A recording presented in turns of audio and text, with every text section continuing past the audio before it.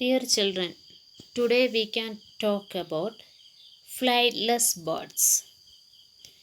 Flightless birds means the birds which cannot fly. പറക്കാൻ കഴിവില്ലാത്ത ബേഡ്സിനെയാണ് നമ്മൾ ഫ്ലൈറ്റ്ലെസ് ബേഡ്സ് എന്ന് പറയുന്നത്. അങ്ങനെയുള്ള കുറച്ച് ബേഡ്സിനെ കുറിച്ചാണ് നമ്മളിന്ന് പഠിക്കുന്നത്.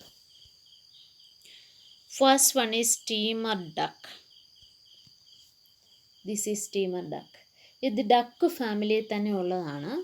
Native of south America. South അമേരിക്കയിൽ കാണപ്പെടുന്ന ഡക്ക് ഫാമിലിയിൽപ്പെട്ട ബേർഡാണ് സ്റ്റീമർ ഡക്ക്. ഇത് പറക്കില്ല. Next is weka. Weka brown coloured ബേർഡാണ്.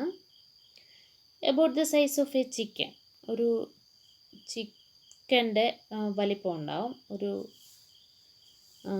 ചിക്കൻ്റെ വലിപ്പമാണ് ഈ വെക്കയ്ക്കുള്ളത്. അതുപോലെ ന്യൂസിലൻഡിൽ കാണപ്പെടുന്ന ഫ്ലൈറ്റ്ലെസ് ബേർഡാണ് ഇത്. ഇതും പറക്കില്ല. Next is about penguin.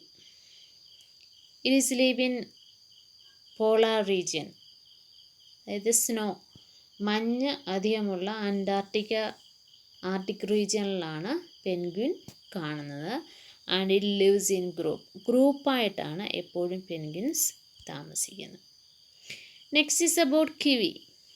Kiwi is also from ന്യൂസിലാൻഡ്. ന്യൂസിലാൻഡിൽ കാണപ്പെടുന്ന